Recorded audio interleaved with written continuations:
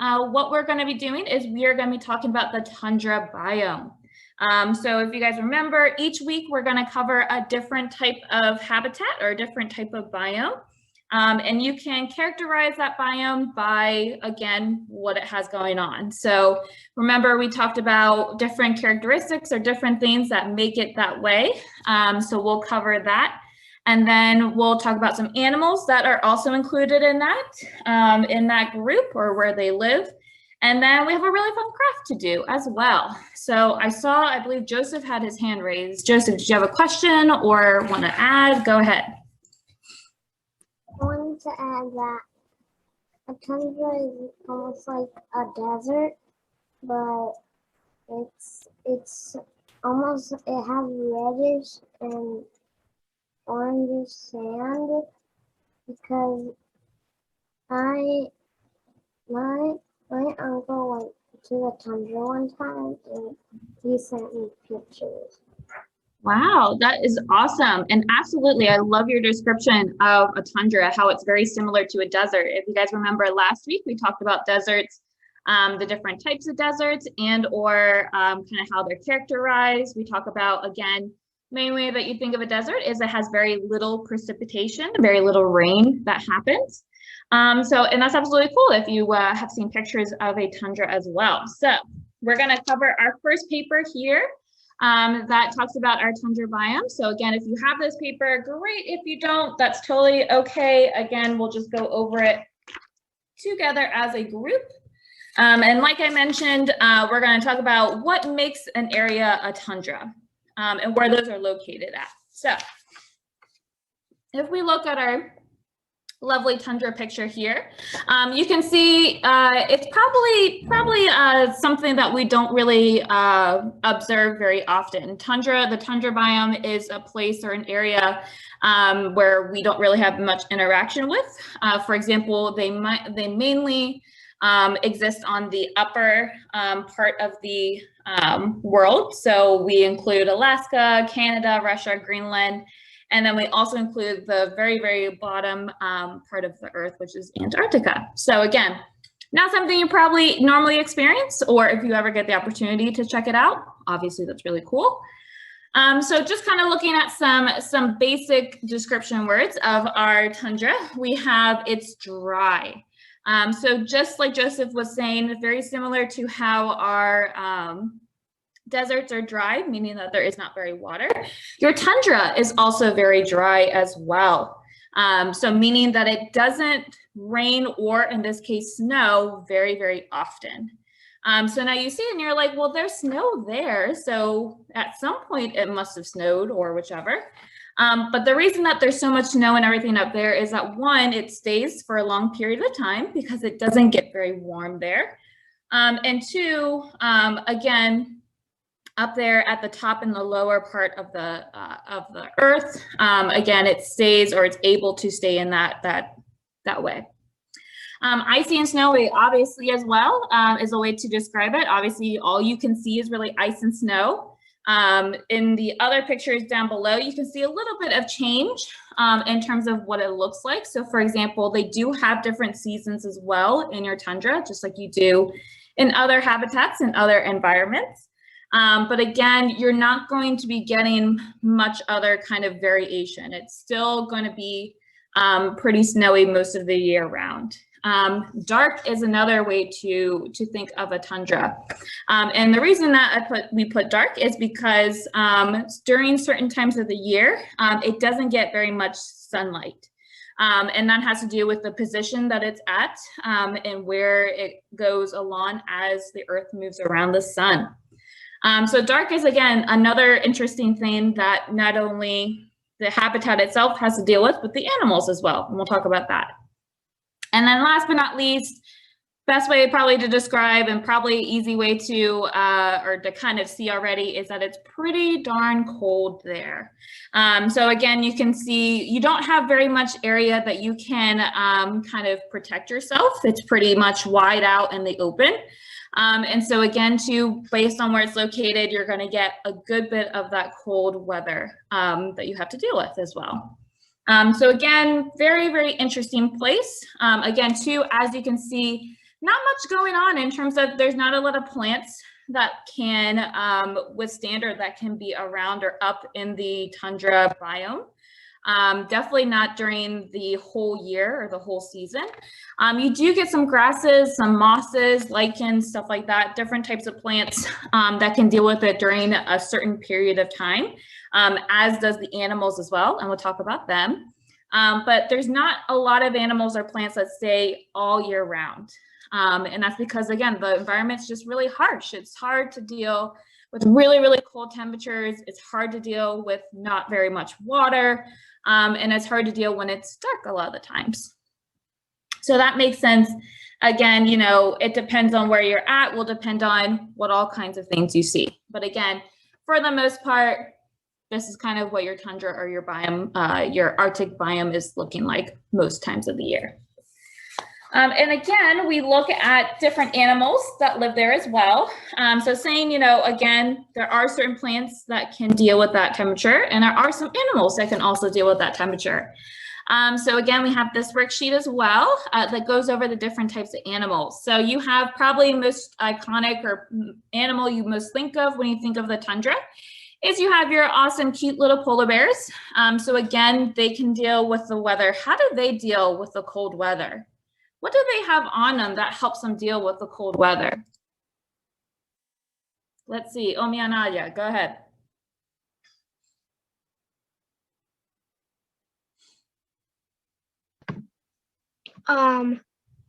They have fur. Yeah, they have fur. Yes, fur that is super thick. And how does that help them? Why is it good to have really thick fur? Because it's cold there, so it doesn't affect it and it keeps their body warm. Perfect. Absolutely. Wonderful. Yes. So they have really thick, dense fur, and that helps keep them warm. Like I mentioned, your tundra biome is very, very cold. So you obviously need some source of heat or some way to keep your body heat within you. So that way you're not too cold. So perfect. Also too, you have animals, again, that also live there or they're there for certain periods of time. For example, you have, you know, like your reindeer or even birds such as your eagles. Again, they go up into the tundra biome during the summer season. And they do that because that's when the plants are there and or that's when it's a decent or a livable temperature that they can deal with it and stuff like that. Again, food source as well. If there's food up there, for example, grass or fish in an eagle's case, again, they're able to adapt to it and be able to deal with it. Just very similar to of the other animals as well. And I thought this little guy down here was super cute too. So again, talking about your Arctic fox. So again, you have, in comparison to red foxes that you also find and stuff like that, again, they look very similar and stuff like that, but they're a little bit different and obviously because of where they live and stuff like that. So for example, our Arctic fox is this bright white color. Why would it be smart to be bright or to be white if you lived in the tundra? Why would it be a good idea to be white? Mila, go ahead. Because it matches the color of the tundra. Yeah, and what do we call that when you match or kind of look similar to your area? Camouflage. Camouflage, perfect, yes. So they're perfectly camouflaged to the snow in our Arctic or tundra biome because they're this white color. So they can easily blend in with the snow if they're, you know, trying to kind of hide themselves and stuff like that. Definitely want to hide themselves as they're hunting because they don't want to be easily seen. That's again a reason why they're able to kind of be nice and protected. As well as too, they have a really nice fluffy bushy tail that also helps protect them or helps keep them warm. A lot of foxes just in general utilize their really fluffy tail to help keep their body warm. They kind of wrap around and keep themselves warm that way by doing that. So again, another cool or different thing about that as well.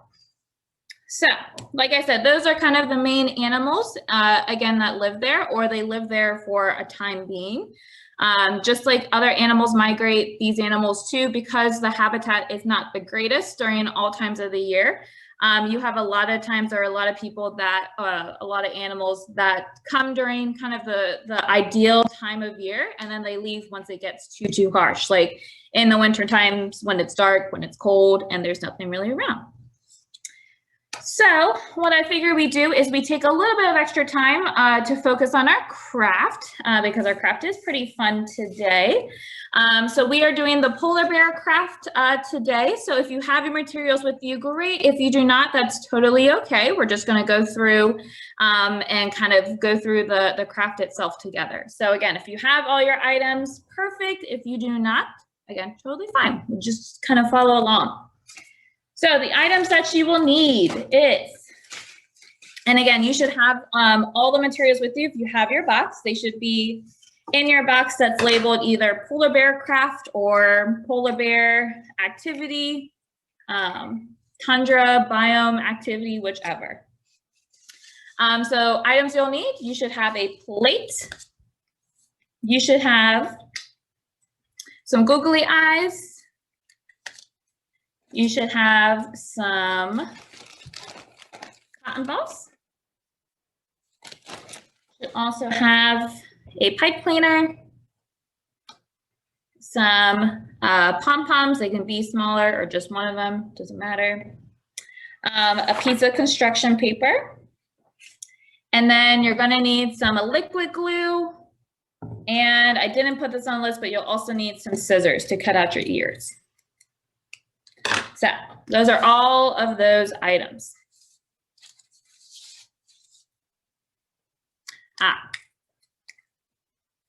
Perfect. So you could also too, if you don't have, or I don't, let's say if you don't have the construction paper, I don't know if we included it or not, you can cut the ears out of the plate itself. So you don't need to add it.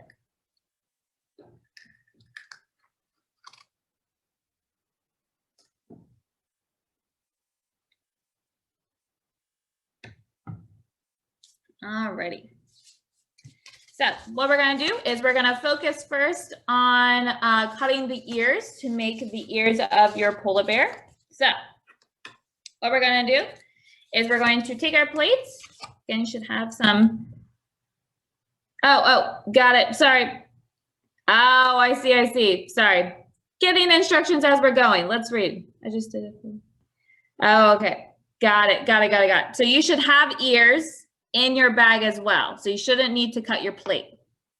Sorry guys. The ears are already a part of the plate. So can someone show their plate to Emily in their screen so she understands what I mean? Oh, I see. Perfect. Oh, I see. Perfect. There it is. Wonderful. Sorry. Got it. Totally on it. Love it. My bad. Okay. Sorry, guys. No, you're fine. Thanks, Garland. So Garland was helping me a little bit with our craft stuff. So I'm sorry if there was miscommunication, but we're figuring it out. So as you saw, or you might have seen on Madden and Breyer's thing, there should be an outline of your ears on your plate itself. So you can cut out where your ears are going. So for example, I'll draw it out on my extra plate. So that way you can see.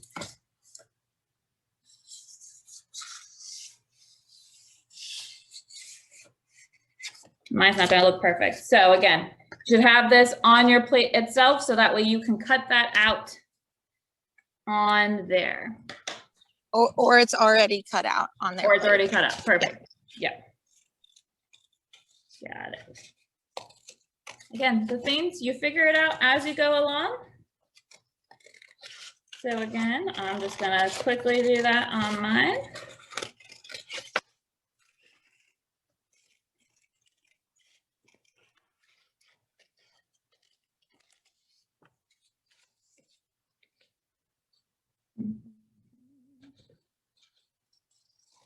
Do you have to cut out it?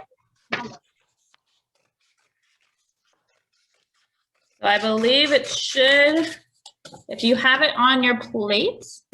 Yeah. Let's see. Like the first one. Where's this on my hand? I'm trying to see who was asking. That was me. All right, let me move you over. Yes, you should cut out the ears from your plate if they're already drawn on. They should already be drawn on. This one has something. Yep, perfect. Yep. I've seen some on it already. Cut this out.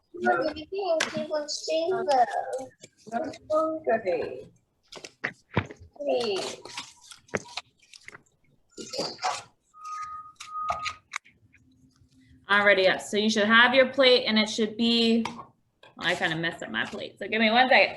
You should have it and it should be outlined or it should be already cut out for you. So I'll show it again.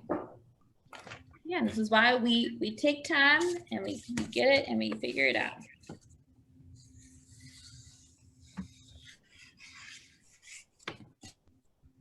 So what do we do with these three?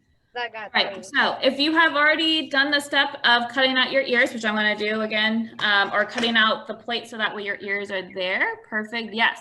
What you're going to do with your cotton balls is you're going to then start pulling apart your cotton balls to start making all of the fluffiness that your polar bear is going to be. So what you're going to do is, like I said, after you have gotten your thing cut out and stuff like that, you're going to take your cotton balls and this is what's going to be making your fluffy part of your polar bear. So you see how all of this is the polar bear face. So what you're going to do is, like I said, you're going to pull apart your cotton balls so you can pull them apart. You don't need too big of pieces. And then you're going to start gluing them directly onto your plate. So again, once you have your ears ready and set to go, which I'll quickly do, you're going to, like I said, so I would recommend using liquid glue because that's probably going to be the best way that your cotton balls can stick on. So as I cut around, so I'm going to take my liquid glue. Again, I have my, oh, lost you. All right, so I have my plate, liquid glue. I'm going to start putting my glue onto my plate. Just kind of start spreading it lightly all over the place.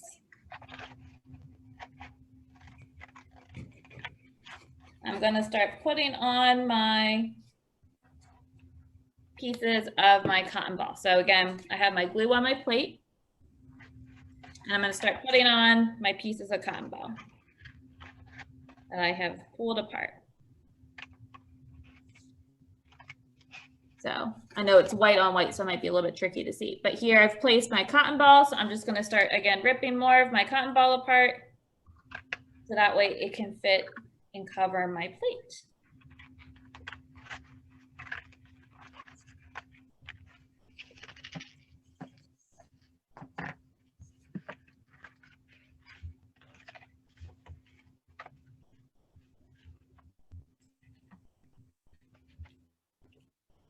And make sure, you do spread it out and everything like that so you can start covering your plate.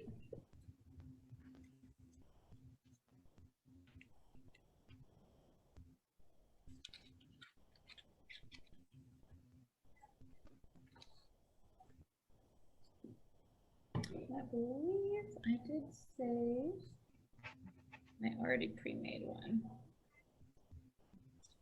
So go ahead, like I said, keep doing that. I'm gonna look around. I think I saved one that was already pre-made. All right. Give me 1 second. Like I said, keep pulling apart your cotton balls real quick.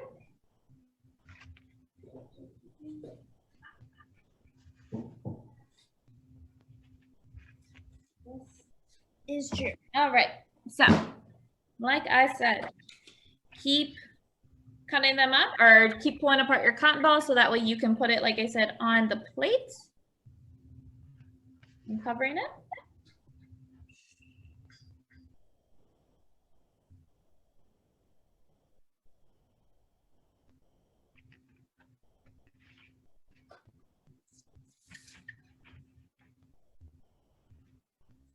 about to run out. That's all right. That's it. Your polar bear can look however you would like him to.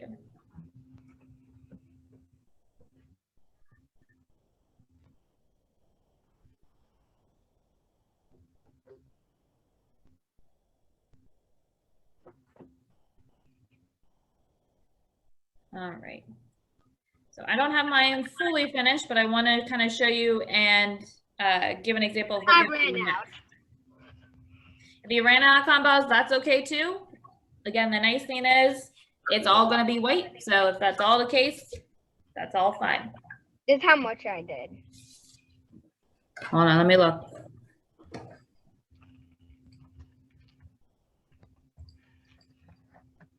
Ah, I see. That's all right. All good. If you got the main part of the face, that works just fine. All right, so like I said, keep on putting the cotton balls on, but I'm gonna show you kind of the next steps so that way you can see them. So the next step is you're gonna wanna attach your little eyeballs. So again, you should have that. Okay, if you already did that, great. Wonderful. So again, you're gonna have your eyeballs here. So what you're gonna do? Am I supposed to cut? What's that? Hold on, let me see. Am I supposed to cut? Make sure. I don't know what I'm supposed to cut. Brian, are you asking? Or, I'm sorry. Yeah, Brian, are you asking? No. Okay. So you should have your paper plate, and it should be outlined with the ears of where those are. Can you show me your paper plate? I'm gonna do with this one. This one? Yes. So do I just cut it out? Mm-hmm. Cut it? Mm-hmm. Yep. Oh my god. So I went to pick. Is this even real cardboard? It's a paper plate. Or paper? So I'm gonna quickly, so Brian, you work on that. I'm gonna quickly go over for everyone else who was finished. Okay, so I'm gonna cut the spiral. So Brian, it looks like you're on a different craft than what we're doing. We are not doing the snake craft just yet. Oh. Yep, so you should have a bag that says the polar bear craft, and that's the one you want to pull from. Oh, all right. So look for that real quick. Okay, so for those who were just now finishing up, let me quickly go over it for you guys. So like I said, once you have put all of your cotton balls on, or as much as you have, you can then glue your eyeballs on. So right here, your pipe cleaner that you have, what you can do is you can fold in your pipe cleaner.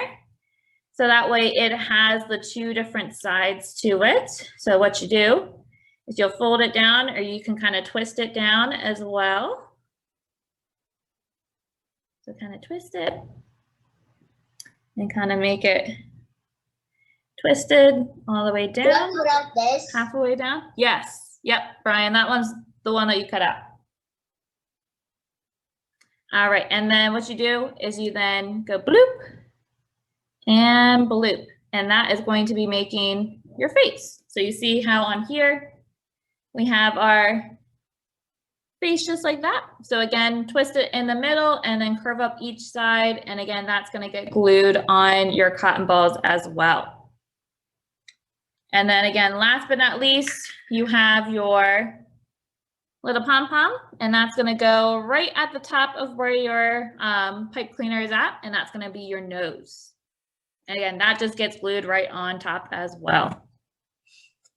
So again, after you're finished putting your cotton balls on, as many as you got and or as much as you have spaced it out, you can then glue, or you can also try and stick, because these do have on the googly eyes, they do have a back that comes off, but it's a little bit tricky to get the back off.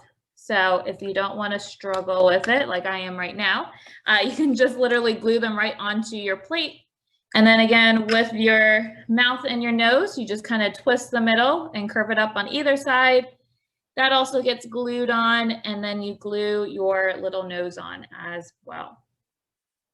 So that is kind of the steps for that. So we are just about out of time right now, but you can go ahead and continue to work on it. Also, you can add whatever else you would like to on your polar bear as well. So if you want to add some fun coloring to it, you can always color in. I know our polar bears are white, but if you would like to, you could always come in. Oh, I see Mila's. Oh, that looks great. I love it. That looks awesome. Perfect. So yeah, so again, decorate it. Oh, I see Omnia's as well and Adia's. Yes. Awesome, awesome. I see that. Perfect. Let me see. Anybody else showing? Make sure I don't miss you. All right. Like I said, once you have all of your cotton balls left, oh, I see Joseph's as well. Awesome. Love it. Man, all y'all's look so great and all a little bit different. It's not open. What's that, Brian? It's not cutting. It's okay. I tried to put it, but it's not working. That's all right. If it's not working to cut it, you don't need to cut it. You can just leave it where it's at. So what you can do, Brian, is you can start pulling apart your cotton balls to then glue them onto your plate. Look at mine. Oh, hold on. Let me scroll through. Give me 1 second. Oh. Somebody showed me. I didn't get it. I didn't catch it. All right, guys. Oh, I see. I see, Brian. I color the eye. All right. I like it. But say, he's funky looking. He's cute. I'm doing it. Love it. All right. So we are just about out of time. Actually, we're over on time. So like I said, keep working on that. If you are still working on it / trying to finish it up, go ahead and do so. I'm still working. If you're still working again, go ahead and still work and still get it done. So, but we are going to get logged up for now. So I will see you all next week.